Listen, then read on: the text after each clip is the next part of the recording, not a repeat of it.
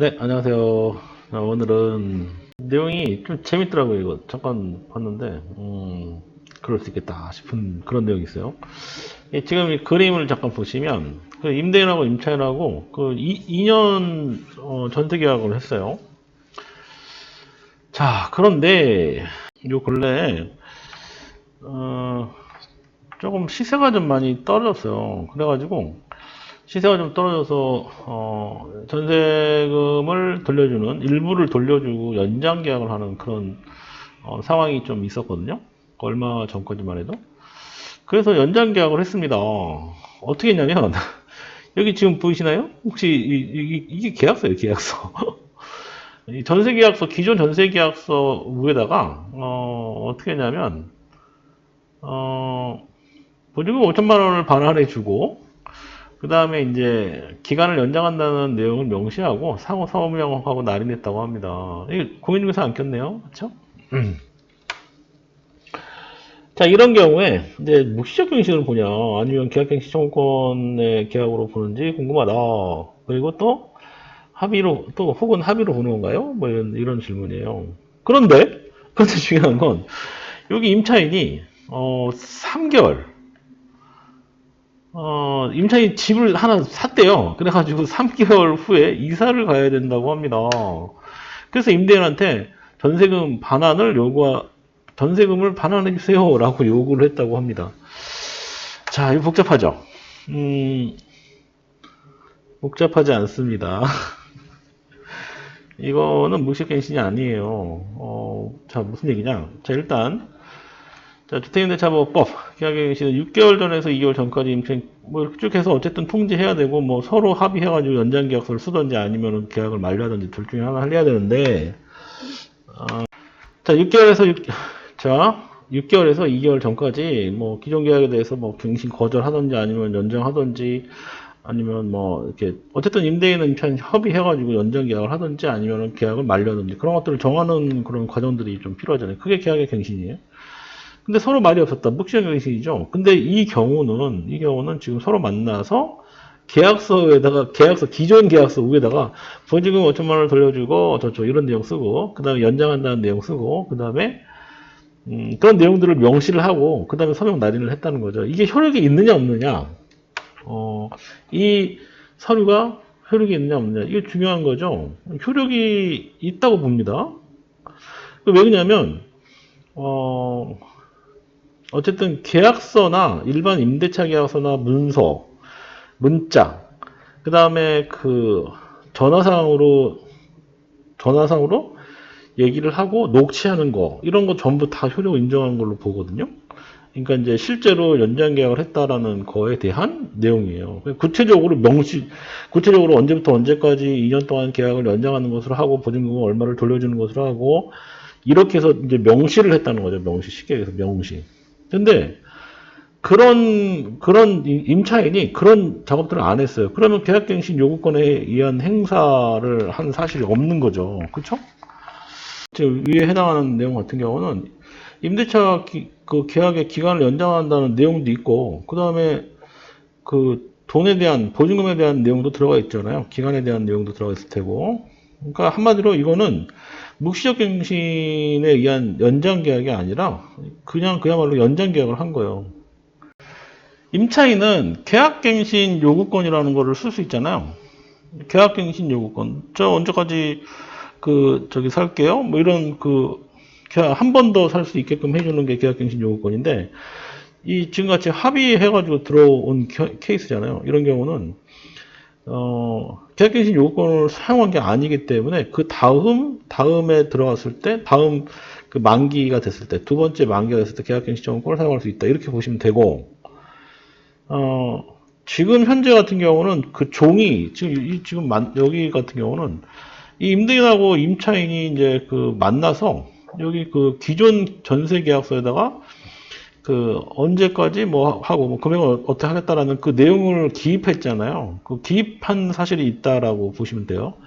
이런 경우는 효력이 인정된 거예요. 연장 계약에 대한 효력이 인정됐다. 그러면 임차인은 어떻게 되냐? 3개월이 더 이상 못 갑니다. 이거 임차인한테 돌려야죠. 그래서 계약갱신에 의한 그 전세계약서를 다시 쓰거나 이렇게 계약 내용을 추가할 당시에 예를 들어서 임차인 입장에서 봤을 때 집을 새로 사가지고 이사를 해야 되는 상황이다 그러면 특약사항에다가 그런 내용을 기재를 해서 계약기간을 짧게 잡는 게 맞겠죠. 왜냐면 계약기간을 짧게 잡아서 그 연장 계약은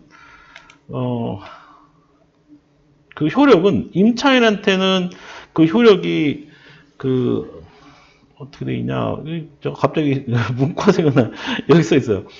이렇게 보시면 돼요.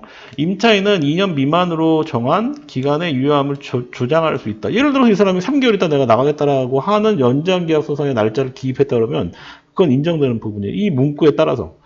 요 지금 4조, 임대차법법 제4조에 따라서 4조 1항에 따라 그 임차인 같은 경우는 2년 미만의 그 기간을 정했다. 그러면 그 유효함을 주장할 수 있어요. 그렇지만 임대인은 반대 해석으로 임대인 주장할 수 없습니다. 그렇죠?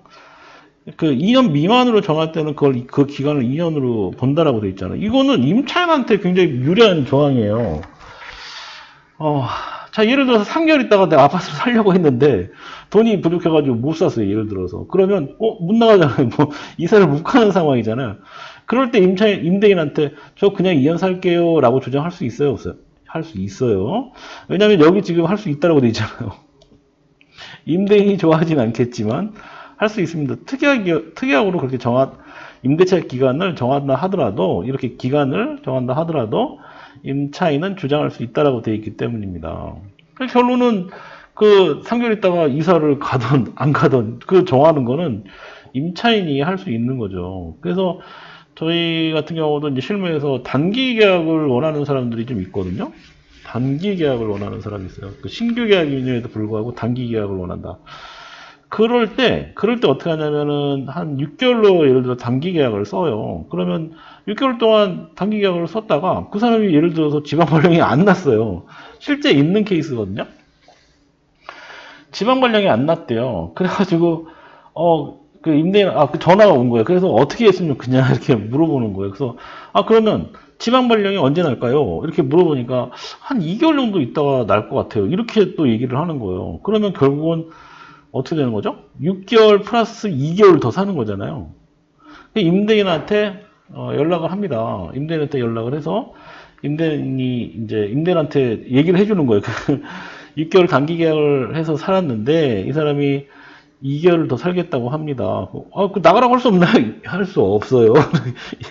그렇게 이제 얘기를 하는 거죠. 왜냐하면 임대차 기간에 대한 조항이 있기 때문에 그렇습니다. 처음에 계약할 때, 단기 계약할 때는 보통 지금 제가 드리는 얘기를 설명을 드리거든요. 그래서 오늘 얘기의 주제는 두 가지였어요. 단기로, 이게, 첫 번째, 기존 계약서 위에다가 자필 서명으로 써가지고 한 효력이 있느냐 없느냐, 효력이 있다. 그 얘기인 거고. 두 번째는 그 이후에 임차인이, 계약 기간을 명시해서 연장 계약을 썼는데 뭐 3개월 만에 나가겠다 하는 그건 안 된다. 그게 중요한 거예요, 그게. 예. 계약 기간을 정했다 그러면 그 계약 기간을 써야 되는 게 그 기간 동안 있어야 되는 게 맞아요. 예. 오늘은 여기까지 할게요. 제가 이런 내용들을 이렇게 쭉 보다 보면, 일반적이지 않은 케이스들에 대한 내용이 많이 나와요. 이런 거 다 이렇게 하다 보면 저도 이거 내용 좀 재밌네 싶은 내용들이 좀 있거든요.